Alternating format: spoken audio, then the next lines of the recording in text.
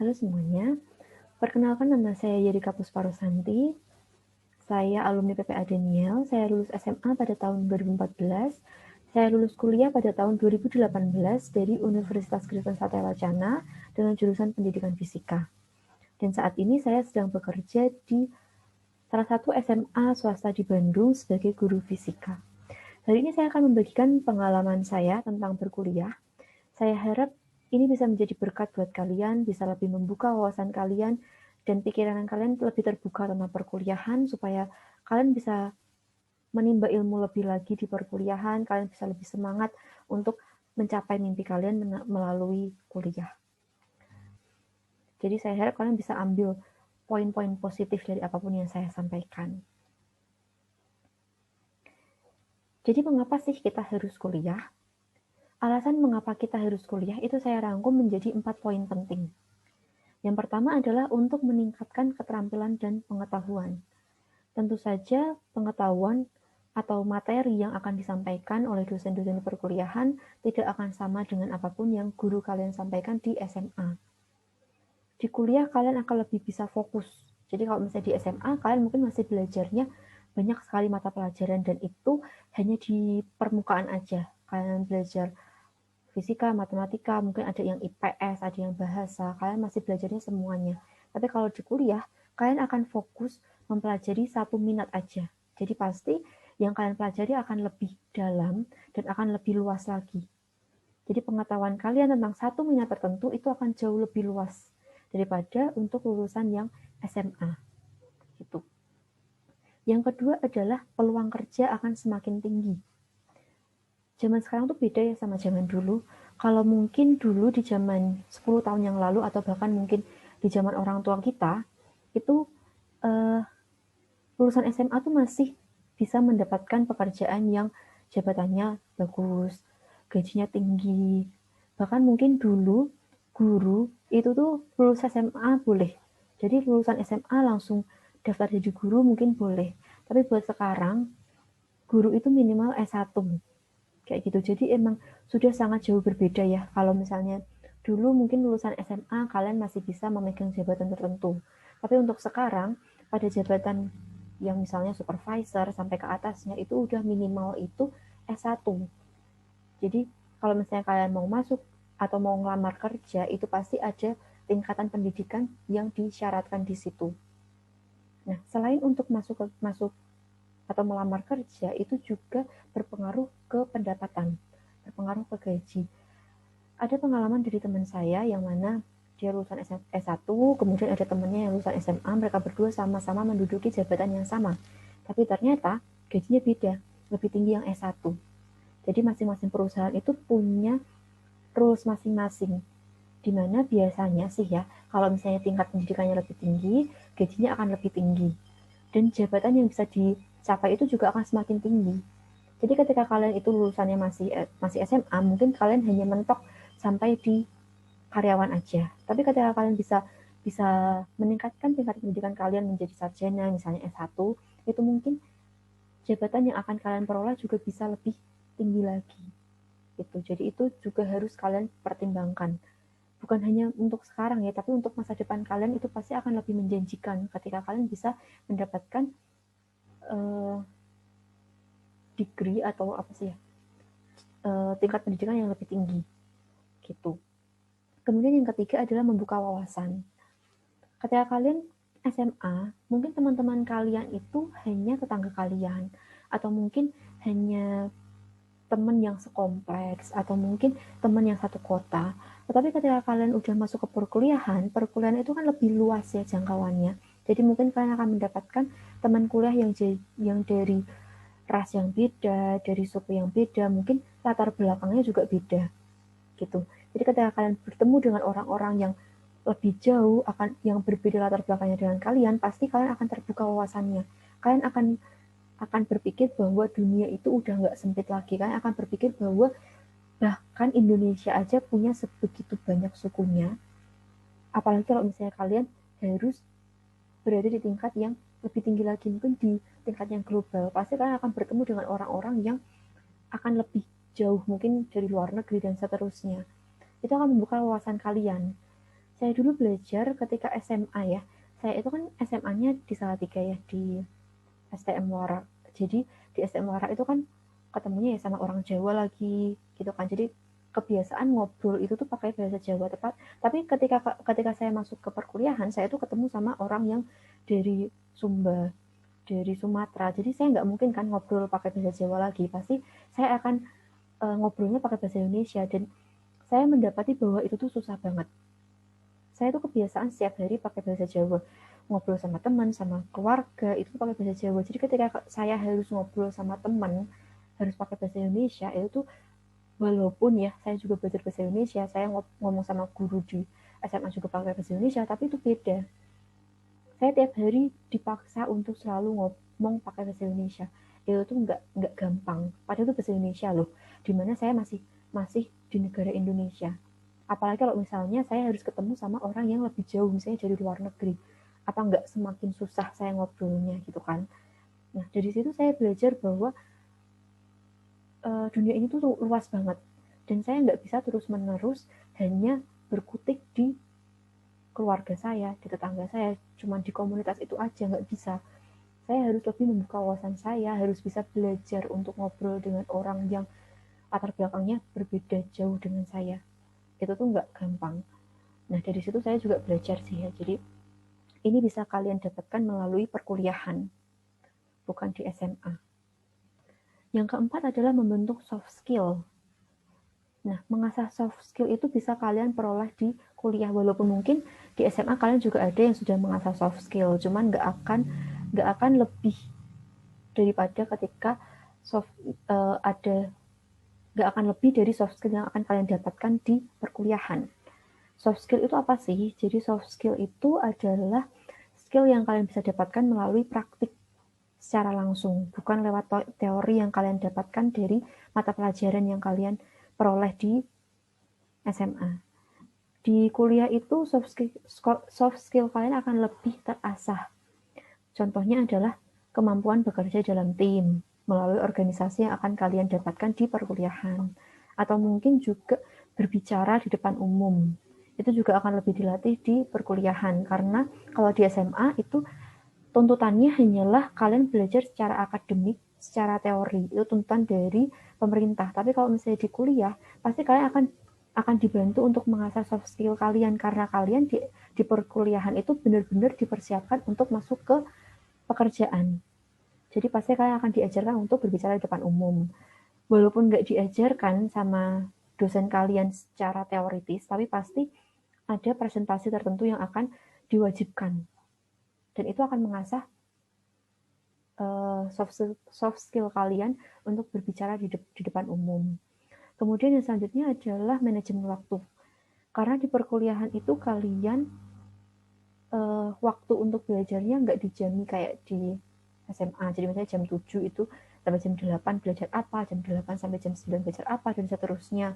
Nanti sampai jam 3 misalnya, jam 3 pulang. Habis itu kalian udah free, bisa main dan sebagainya. Kalau misalnya di kuliah, kalian itu mata kuliahnya itu akan didapat enggak pada jam tertentu. Jadi pasti kalian akan ada kelas pagi, kelas siang, bahkan mungkin ada yang kelas malam, dan itu tuh tuntutannya akan lebih tinggi. Kalian kan masih perlu buat waktu sama keluarga, main sama temen, mungkin ada yang kerja part time, ya kan? Nah, itu tuh pasti kalian akan dituntut untuk bisa manajemen waktu. Gitu. Yang selanjutnya adalah mungkin bisa juga soft skill kerja dalam tim, kerja sendiri. Kalian dituntut buat mandiri, bisa mengatur mata kuliah apa yang harus kalian ambil di semester ini, di semester depan. Itu juga harus kalian perhitungkan, dan itu tidak akan kalian pelajari di SMA. Karena di SMA pasti kalian udah diplot mata pelajaran yang diambil itu apa aja. Tapi kalau misalnya di kuliah, kalian harus milih sendiri mata kuliah yang harus kalian ambil di semester 1 apa aja, di semester 2 apa aja. Dan itu membutuhkan soft skill. Kalian nggak bisa asal. Itu akan kalian dapatkan di perkuliahan, dan ini pasti akan membantu kalian untuk di pekerjaan nanti. Di pekerjaan pasti kalian akan membutuhkan soft skill seperti ini, dan itu nggak akan kalian dapatkan di SMA. Gitu. Kemudian di perkuliahan juga kalian pasti akan punya organisasi atau komunitas sendiri. Dan itu juga mengembangkan cara kalian bersosialisasi sama orang-orang di sekitar kalian. Kalian akan kesulitan di pekerjaan kalau misalnya kalian nggak bisa bersosialisasi. Karena di pekerjaan itu kan pasti kalian harus ngobrol sama teman sejawat, mungkin bisa harus memberikan laporan ke bos kalian. Itu membutuhkan sosialisasi yang akan kalian latih di perkuliahan. Gitu. Itu akan membantu kalian banget ketika kalian masuk ke dunia kerja. Nah, itu adalah alasan mengapa kalian sebaiknya kuliah. Nah, mungkin dari sini kalian udah bertanya-tanya ya, mungkin udah ada insecure gitu kan, udah mulai kepikiran kalau misalnya kalian itu tuh emang dari awal aja udah nggak kepikiran buat kuliah. Mungkin ada yang berpikiran kayak gitu ya. Ngapain sih kuliah? Banyak kok orang yang lulusan SMA tapi bisa kaya, bisa sukses gitu kan. Mungkin kalian ada yang berpikiran kayak gitu. Tapi kalian harus lihat lagi, mereka itu harus menghadapi apa sih untuk bisa sampai sukses. Nggak semua orang seberuntung mereka kok. Jadi kalau misalnya kalian merasa tidak beruntung, mungkin kalian berada di keluarga yang kurang berada secara ekonomi, atau mungkin kalian juga tidak mendapatkan dukungan dari orang tua. Nah, itu kan kalian kan mungkin nggak seberuntung mereka yang bisa sukses bahkan walaupun lulusan SMA ya. Jadi untuk kita-kita yang tidak seberuntung mereka, kita perlu kerja lebih keras daripada mereka. Dan salah satunya adalah dengan mendapatkan ijazah S1. Itu akan sangat membantu kalian di masa depan. Tuh. Nah, mungkin ada yang bertanya-tanya pilihan jurusan. Misalnya kalian dari sekarang tuh udah nggak kepikiran mau kuliah apa, udah nggak kepikiran, bahkan mungkin kalian nggak kepikiran buat kuliah, apalagi untuk mikir jurusan gitu kan. Sedangkan di kuliah itu jurusannya banyak banget, dan mungkin kalian banyak juga yang jurusannya tuh kayak asing gitu buat kalian ya gitu. Atau mungkin juga kalian kepikiran mau kuliah tapi kalian udah capek belajar dari TK sampai SMA, kalian tuh udah mikir tiap hari, dan mungkin kalian udah capek, udah nggak mau mikir lagi, udah nggak mau belajar buat tes lagi dan sebagainya, udah nggak mau buka buku lagi mungkin gitu kan. Mungkin kalian juga ada yang berpikiran kayak gitu. Atau mungkin ada yang pengen kuliah tapi ada masalah dengan biaya. Misalnya kalian merasa kalau orang tua saya tuh udah nggak mampu kalau misalnya harus bayarin kuliah saya. Mungkin ada yang bahkan orang tuanya udah nuntut kalian buat harus kerja, harus bantu orang tua kalian, harus bantu bayarin adik kalian sekolah dan sebagainya. Mungkin ada yang kepikiran kayak gitu juga. Tenang aja, saya tuh juga kayak gitu. Saya tuh juga banyak banget mikir sebelum saya kuliah ya. Karena yang pertama alasannya adalah ya pasti biaya lah ya. Kuliah itu kan nggak murah kan. Harus banyak banget biaya yang dibutuhkan. Bukan hanya untuk kuliahnya aja, tapi mungkin kalau misalnya kuliah di luar kota butuh biaya hidup, atau mungkin butuh biaya buat beli buku, bayar praktek. Mungkin kalau misalnya kalian mau magang harus harus cari tempat kerja yang per bulan itu bayar gitu misalnya. Jadi itu udah mikir dulu kan, dapat dari mana gitu uangnya.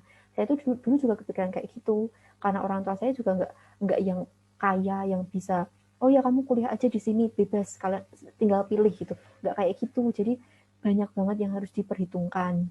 Terus saya juga kepikiran bahwa uh, bakalan beda nggak sih hidup saya kalau misalnya saya kuliah gitu kan. Saya juga kepikiran kayak gitu dulu, bakalan beda nggak sih, atau mungkin malah sama aja gitu kan. Tapi tenang aja, uh, ini akan saya jawab. Karena saya dulu juga kepikiran kayak gitu sama kayak kalian, dan mungkin dari pengalaman saya kalian bisa belajar lebih ya. Yang pertama adalah pilihan jurusan. Mungkin kalian ada yang kepikiran gimana sih caranya milih jurusan gitu kan? Mungkin.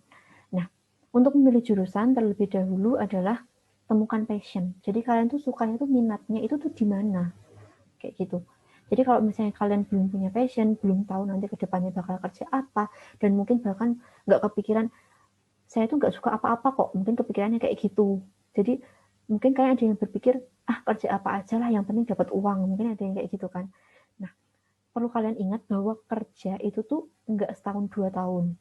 Kerja itu akan kalian lakukan dalam waktu dari umur kalian mungkin sekitar 20 tahun ya, kalau misalnya lulus SMA, 20 tahun dan seterusnya sampai selamanya, gitu kan. Kerjaan tuh sampai selamanya. Jadi kalian tuh harus benar-benar mikir sebenarnya kalian tuh suka apa sih. Soalnya kalau misalnya kalian kerja tanpa passion, tanpa kalian tuh suka sama kerjaannya, pasti itu akan menjadi beban. Jadi pasti kalian akan banyak ngeluh.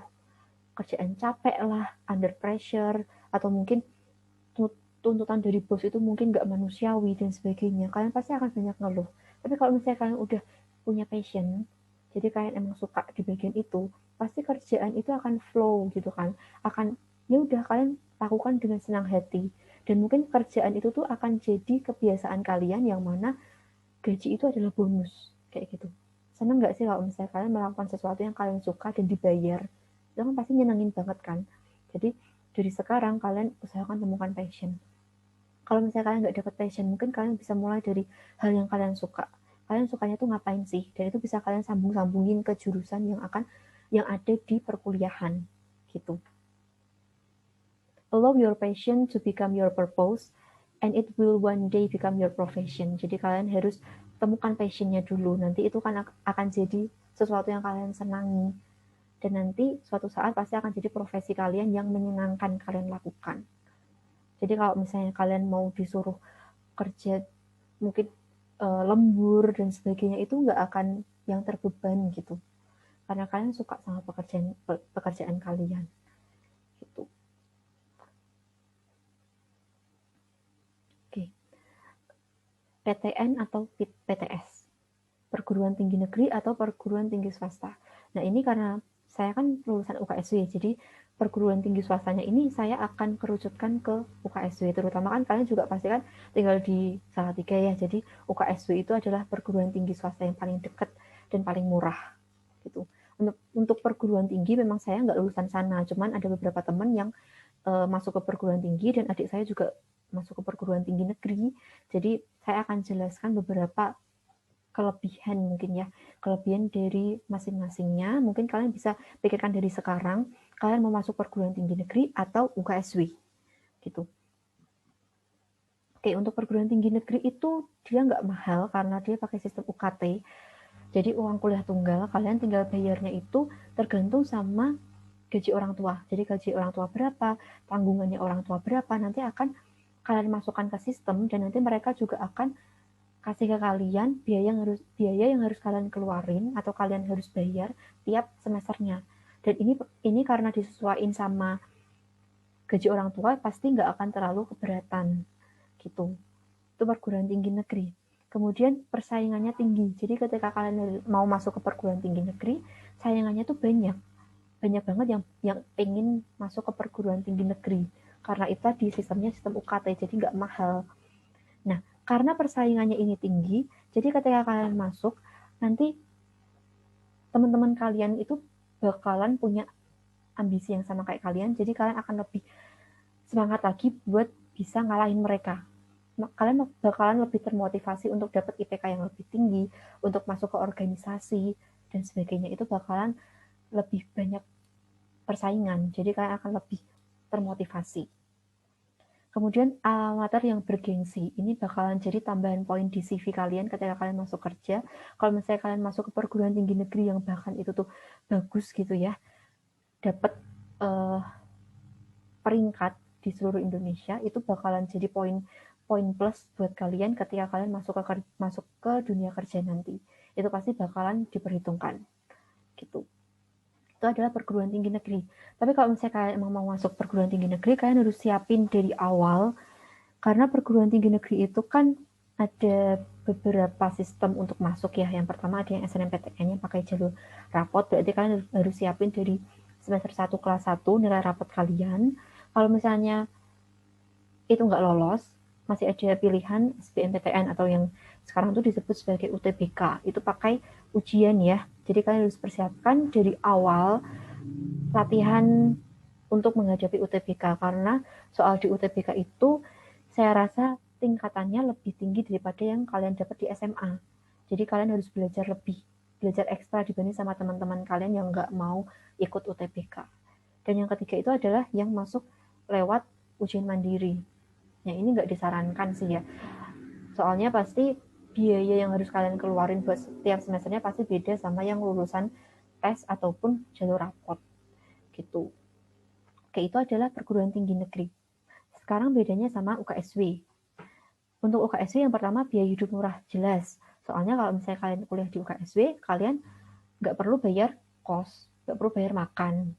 Karena kalian udah tinggal di Salatiga, deket kan, nggak perlu kos, nggak perlu biaya hidup.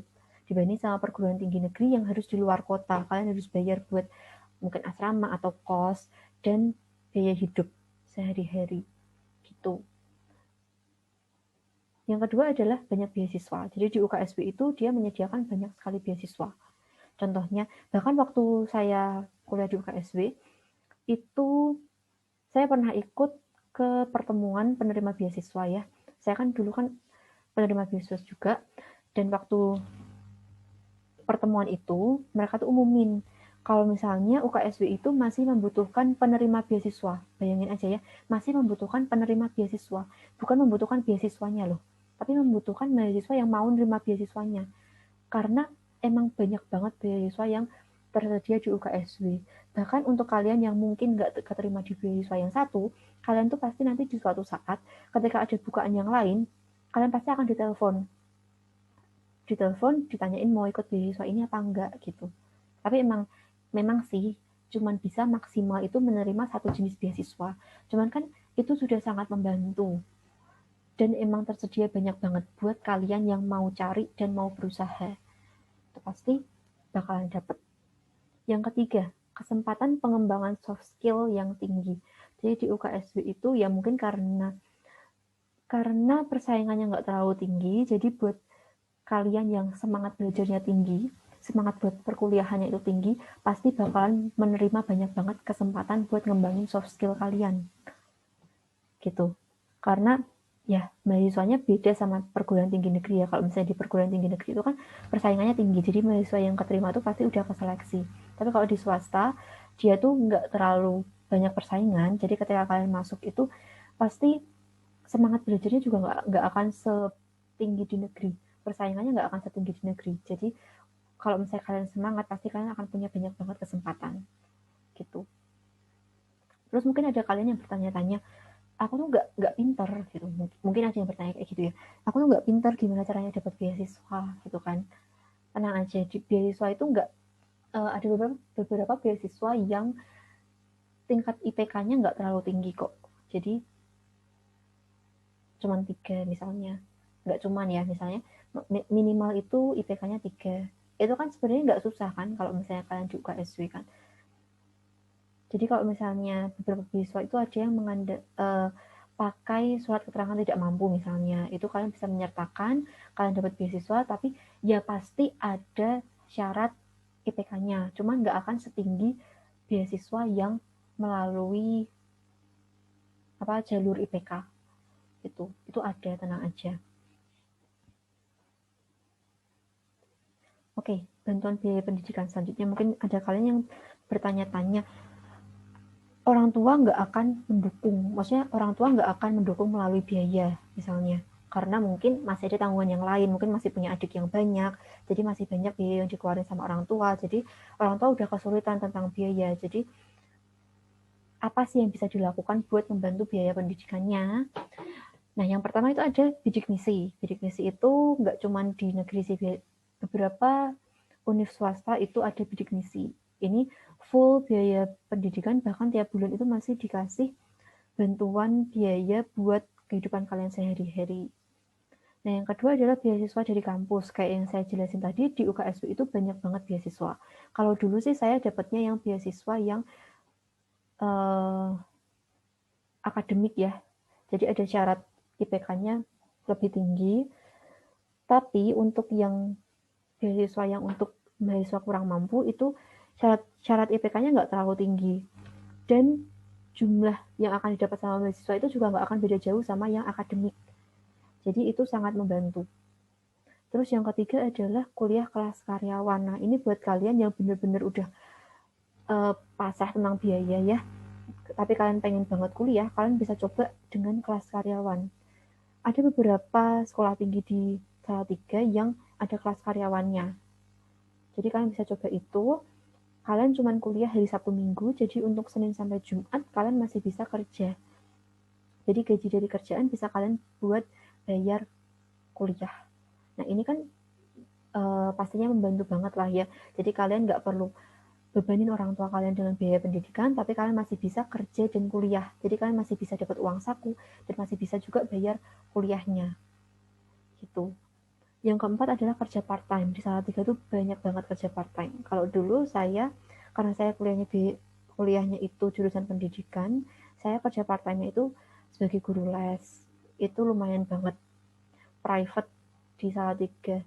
Itu mungkin sekarang bisa 40.000 per jam ya, mungkin untuk guru yang mahasiswa. Tapi kalau misalnya kalian nggak mau ngajar, nggak mau ngelesin, mungkin bisa juga kerja part time yang lain. Itu tuh banyak banget. Dulu teman saya ada yang jaga apa sih, kayak ruko minuman gitu, ruko minuman di belakang kampus. Itu lumayan juga, sebulan itu bisa dapat 600-an. Itu dulu ya pas saya masih kuliah. Mungkin kalau sekarang bakalan lebih tinggi.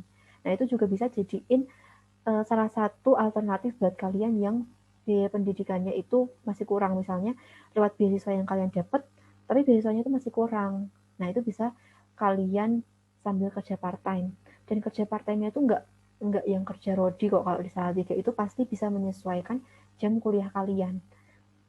Kan kerja part time itu kan ya namanya aja part time kan, nggak sehari full. Jadi kalian bisa bisa nih kalau misalnya dapat jadwal kerjanya itu pagi, tapi kalian tuh harusnya kuliah nih. Nah, itu kalian bisa tukar sama teman kalian. Teman yang sama-sama kerja part time di situ bisa tukar. Misalnya kalian jadi kerja siang, dia jadi kerja pagi, dan seterusnya. Itu bisa banget. Gitu. Oke, itu adalah akhir dari slide ini. Nah, saya harap dari sini kalian bisa lebih mempertimbangkan ya, kalau misalnya kuliah itu emang penting. Dan untuk kalian yang mau berusaha, pasti tuh ada jalan buat kalian bisa kuliah kok. Mungkin kalian ada yang bertanya-tanya, kayaknya otaknya udah nggak mampu kalau misalnya harus belajar lagi di kuliah gitu kan ya. Apalagi kalau misalnya kalian yang awalnya dari SMA kan. SMA itu kan beban belajarnya itu tinggi banget. Terus habis itu kalian harus kuliah dan masih harus belajar lagi gitu kan. Nah, itu tuh sebenarnya itu hanya excuse aja buat kalian kok. Itu cuma excuse karena saya dulu tuh kan SMA-nya di STM Wara. Jurusannya Teknik Komputer Jaringan. Habis itu saya baru dapat pencerahan di akhir-akhir kelas 12 SMA bahwa saya itu pengen jadi guru. Bahkan guru fisika itu kan jauh banget melenceng kan. Jadi saya itu kalau misalnya beneran mau masuk kuliah jurusan itu, saya tuh harus belajar ekstra jauh lebih keras daripada teman-teman saya yang dulunya SMA. Udah dapat fisika jauh lebih dalam daripada saya. Itu kan jauh banget melenceng kan. Tapi buktinya saya bisa kok. Bahkan saya tuh masuk tanpa lewat matrikulasi. Matrikulasi itu kayak persiapan pembelajaran awal. Itu saya juga nggak ikut. Jadi ketika saya mulai masuk kuliah, saya tuh benar-benar harus belajar ekstra, karena itu tuh benar-benar saya tuh nggak tahu apa-apa gitu. Jadi buat kalian yang pikir otaknya udah nggak mampu, jangan berpikir kayak gitu dulu. Karena kalau misalnya kalian berusaha pasti bisa. Buktinya saya yang dari jurusan TKJ bisa masuk ke pendidikan fisika, bahkan lulus dengan IPK cum laude. Jadi buat kalian yang kepikiran bahwa kalian udah nggak mau lagi belajar karena udah nggak mampu, itu cuma excuse. Kalian tuh pasti bisa kalau misalnya kalian mau berusaha. Dan untuk yang biaya, saya juga gitu. Orang tua saya tuh juga nggak yang kaya. Jadi saya tuh harus kerja ekstra buat dapet beasiswa. Dan beasiswa di UKSW yang saya dapat itu ya lumayan sih. Buat bantuan pendidikan itu orang tua saya paling tinggal bayar 1 juta gitu sebulan, setahunnya. Setahun cuma bayar 1 juta. Jadi buat kalian yang mau berusaha pasti dapat beasiswa. Selain beasiswa, saya juga kerja part time. Jadi benar-benar manajemen waktu itu sangat dibutuhkan buat kalian yang harus kerja part time dan harus kuliah. Itu pasti kalian bakalan jauh lebih capek daripada teman kalian. Tapi hasilnya itu nggak akan membohongi kok. pasti hasilnya bakalan jauh lebih baik, bahkan mungkin soft skill kalian pasti bakalan lebih terasa daripada yang lain yang cuman kuliah aja gitu. Dan untuk kalian yang mungkin belum kepikiran buat kuliah, saya harap pengalaman ini bisa membuka wawasan kalian lebih lagi dan kalian bisa mempertimbangkan lagi untuk kalian itu bisa masuk ke perkuliahan, karena emang ini tuh penting banget buat zaman sekarang. Ini bisa membantu kalian bersaing dengan mereka yang beruntung dilahirkan di keluarga yang kaya. Seriusan. Mungkin buat mereka yang terlahir di keluarga kaya mungkin gampang ya, kuliah di jurusan manapun, di daerah manapun, bahkan mungkin di luar negeri itu gampang buat mereka. Tapi buat kita yang tidak seberuntung mereka, kita harus kerja keras. Dan kalau misalnya kalian mau kerja keras, pasti bakalan banyak banget jalan yang akan dibukakan buat kalian. Yakin deh. Gitu. Oke, segitu saja sharing dari saya. Saya harap bisa membantu kalian lebih lebih mempertimbangkan lagi tentang uh, keputusan kalian, dan saya harap tidak akan ada orang yang tersinggung melalui perkataan saya. Semua yang baik dari sharing saya hari ini itu hanyalah karena kemurahan Tuhan, dan apabila ada kesalahan itu murni karena saya. Jadi saya mohon maaf apabila ada kesalahan kata ataupun ada yang menyinggung pihak ataupun profesi apapun. Saya benar-benar tidak bermaksud untuk melakukannya.